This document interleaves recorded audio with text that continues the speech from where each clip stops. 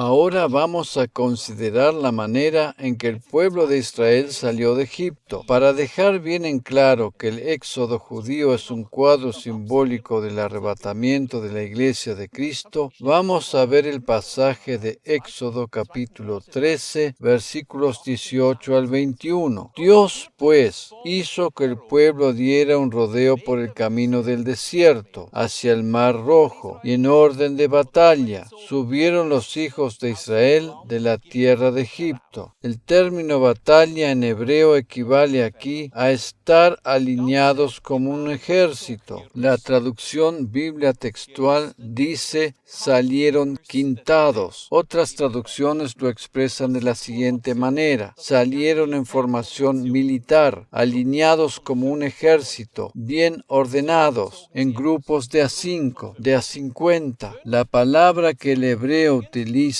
para expresar esto tiene su etimología en el término Hamshah, el cual significa literalmente numeral primario, 5, 50, decimoquinto, 15, 500, quinto. Como ya sabemos, en la numerología hebrea el número 5 es sinónimo de gracia. El número 50 es múltiplo de 5. En la palabra Pentecostés está implícito el número 50, y es precisamente porque el Espíritu Santo descendió sobre la tierra 50 días después de la Pascua. Por tanto, decimos que el pueblo de Israel salió de Egipto en formación militar, ordenados y en grupos de 5. Este es un cuadro de la Iglesia en el momento del arrebatamiento. Nosotros, los creyentes, quienes ahora estamos en la dispensación de la gracia, al conocer a Cristo como nuestro Salvador personal, hemos salido del Egipto espiritual. En la Biblia, Egipto representa la esclavitud del pecado. Este pasaje continúa diciendo: y Moisés tomó consigo los huesos de José, pues éste había hecho jurado solemnemente a los hijos de Israel, diciendo: ciertamente os visitará Dios, y entonces llevaréis de aquí mis huesos con vosotros. Aquí encontramos otra simbología bíblica. José había muerto hacía tiempo y solo quedaban sus huesos. Una de las primeras cosas que menciona este pasaje cuando el pueblo se preparó para marchar es que Moisés tomó consigo los huesos de José. Casi que no nos podemos imaginar la escena, ¿verdad?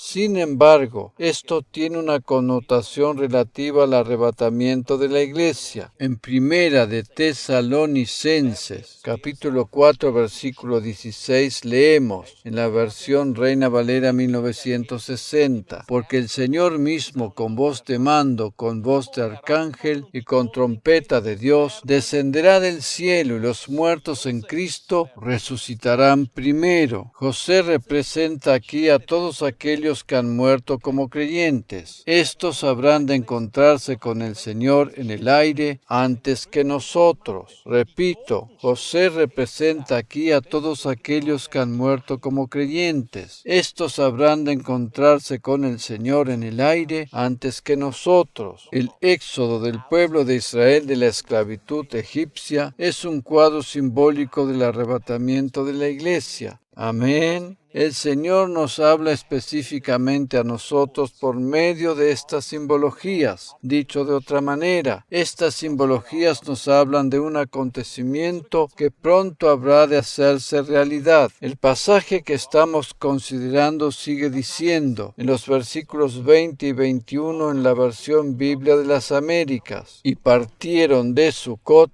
y acamparon en Etam, al borde del desierto. El Señor iba delante de ellos, de día en una columna de nube para guiarlos por el camino, y de noche en una columna de fuego para alumbrarlos, a fin de que anduvieran de día y de noche. Nosotros, como creyentes, no somos quienes podemos ejercer influencia en el momento en que el Señor regrese a la tierra. Por el contrario, Él irá delante de nosotros. Hay muchísimos creyentes que piensan que por medio de sus obras o santos comportamientos pueden pueden acelerar o retardar la venida de Jesús a la tierra. Esto no es así de ninguna manera. Nuestra mayor o menor santidad no ejerce ningún tipo de influencia en su regreso. Él va delante de nosotros. Hay otros, incluso, que sostienen que la Iglesia, haciendo un gran esfuerzo por alcanzar un mayor nivel de santidad y tratando con ello de establecer el reino milenial, Jesús podrá regresar a la tierra. Por favor, esa forma de pensar es completamente absurda. La Iglesia de Cristo existe y permanece solo a causa de la gracia divina y no por las obras o méritos humanos. ¿Cómo va a poder entonces intentar establecer el reino milenial? Todo tiene que ver con la gracia divina y su favor inmerecido. Amén.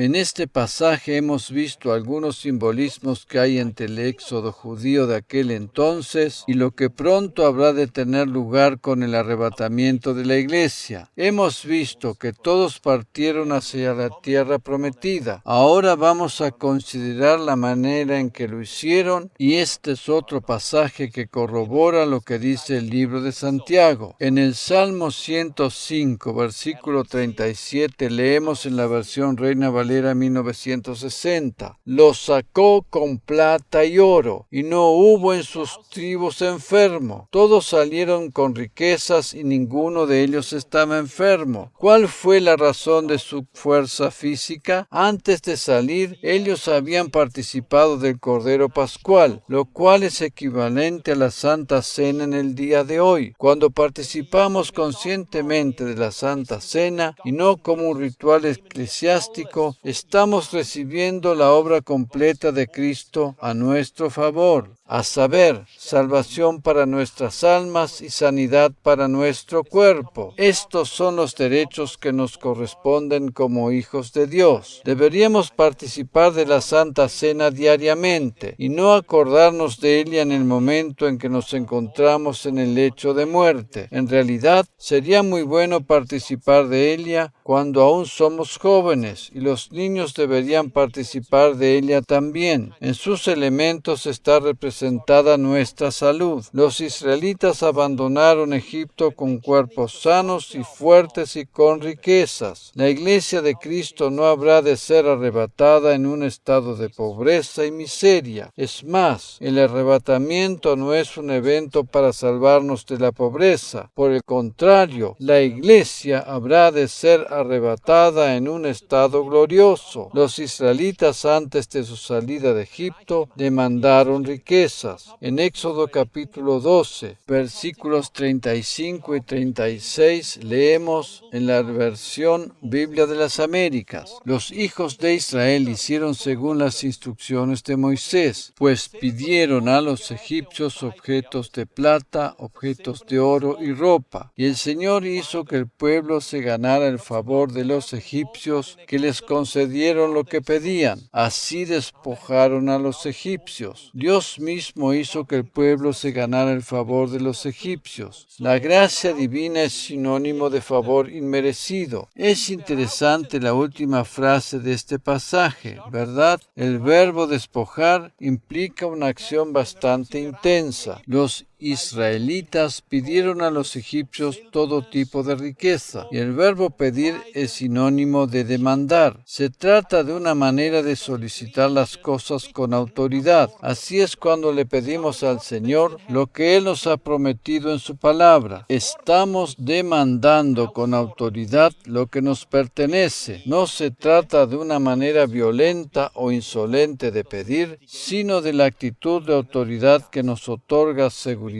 que vamos a recibir lo que pedimos. Los israelitas no le pidieron riquezas a los egipcios de una manera insegura y dubitativa, sino que demandaron con autoridad, sabiendo que lo iban a conseguir, pues Dios les estaba respaldando. ¡Aleluya! Cuando pedimos algo al Señor en oración, tenemos que ser conscientes de las cosas que nos corresponden por derecho legal, y Él cumple sus promesas. El clamor de los israelitas llegó hasta los oídos de Dios, y Él respondió. En los últimos días de la historia, Dios responde cuando elevamos nuestro clamor a Él y hace que las riquezas de los impíos vengan a parar a nuestras manos. Estamos en los postreros tiempos, y como dice la Biblia, este es el tiempo en que la lluvia temprana se fusiona con la tardía. ¡Aleluya!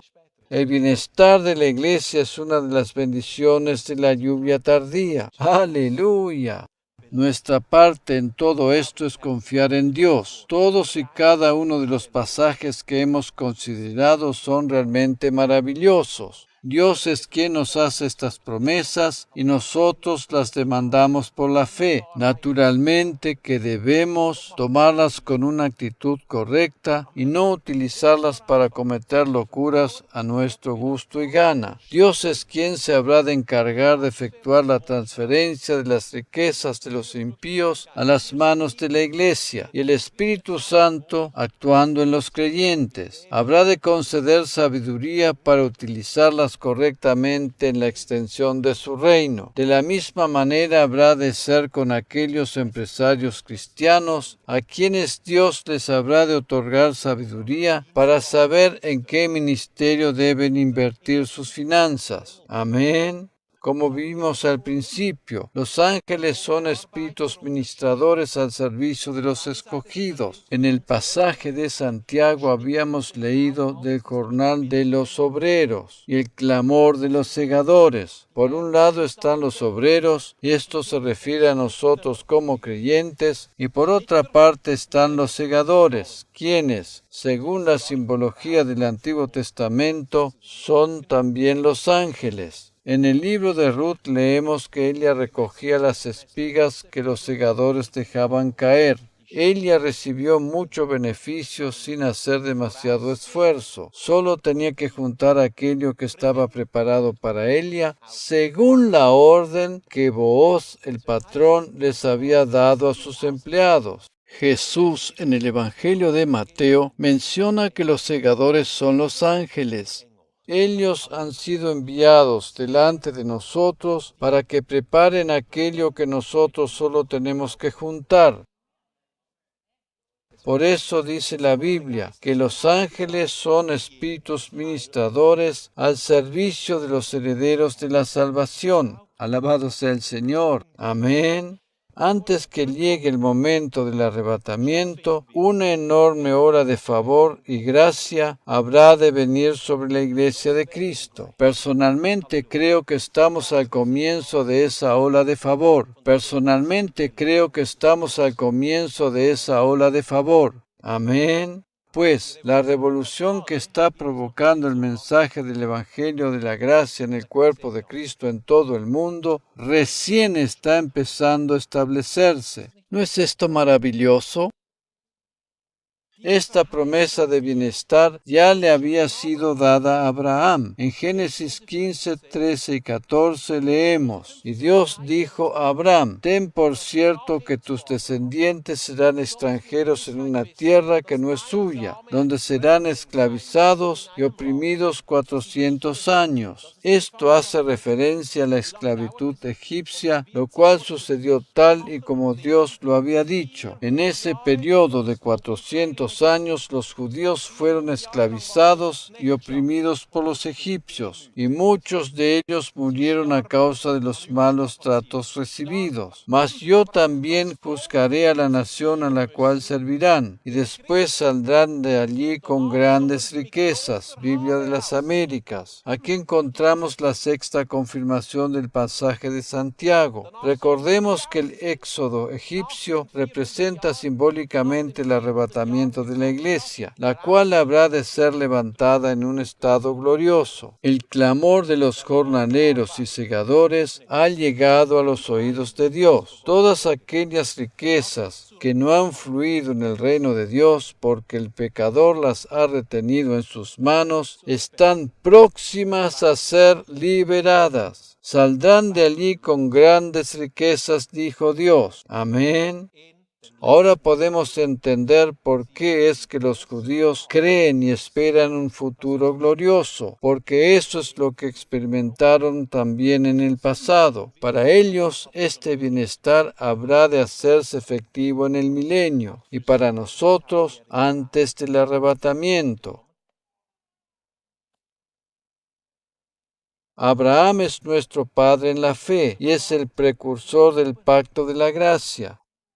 Abraham recibió su justificación y las consiguientes bendiciones por medio de la fe. Él no tuvo que hacer absolutamente nada, pues mientras Dios sellaba ese pacto consigo mismo, Abraham estaba durmiendo. Él se convirtió en el beneficiario de dicho pacto. Por eso el pacto de la gracia es el pacto del favor inmerecido. Él se convirtió en el beneficiario de dicho pacto. Por eso el pacto de la gracia es el pacto del favor inmerecido. La Biblia nos habla claramente acerca de la transferencia de bienes, de las manos de los pecadores a las manos de los creyentes, que habrá de tener lugar en los últimos días. Este es el jornal de los obreros y de los segadores, de lo cual nos habla el libro de Santiago. Este pasaje y todos los otros que lo confirman nos traen revelación acerca de lo que Dios está por hacer en este tiempo.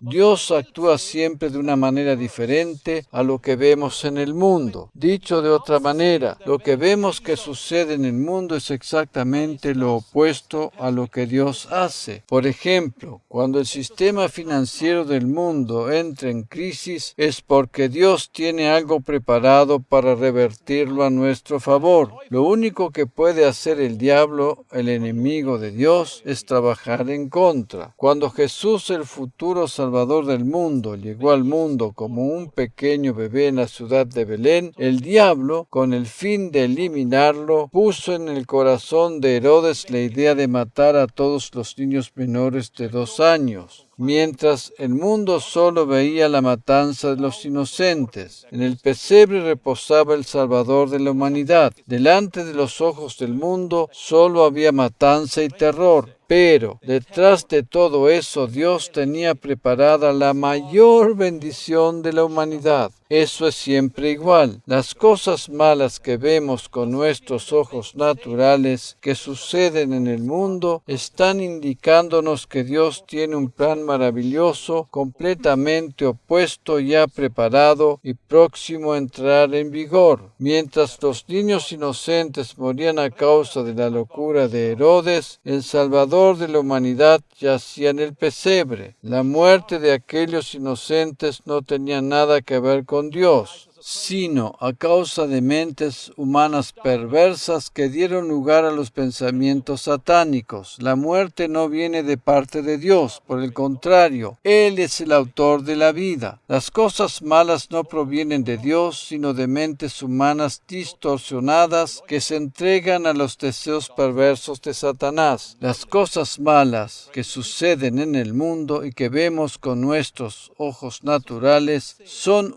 indicativos de lo bueno que Dios tiene preparado y que está a punto de suceder. El diablo siempre hace lo contrario de lo que Dios hace, y como presiente de alguna manera lo bueno que está por suceder, utiliza todos los medios a su alcance para tratar de impedirlo. Pero Dios es quien tiene la victoria, y lo que Él ha dispuesto habrá de llevarse a cabo de todas maneras. ¿Cierto? Amén. Si nos dedicamos solo a mirar lo malo que ocurre a nuestro alrededor, sin la perspectiva de lo bueno que Dios tiene preparado por detrás, vamos a quedar atrapados en las maquinaciones del enemigo. Nosotros, como creyentes en Cristo, tenemos que poner nuestra mirada en las cosas de Dios y en lo que atañe a su reino. Mientras fijemos nuestros ojos en Él, estaremos protegidos y guardados de todo mal y habremos de experimentar las bendiciones que tiene preparadas para nosotros. Amén.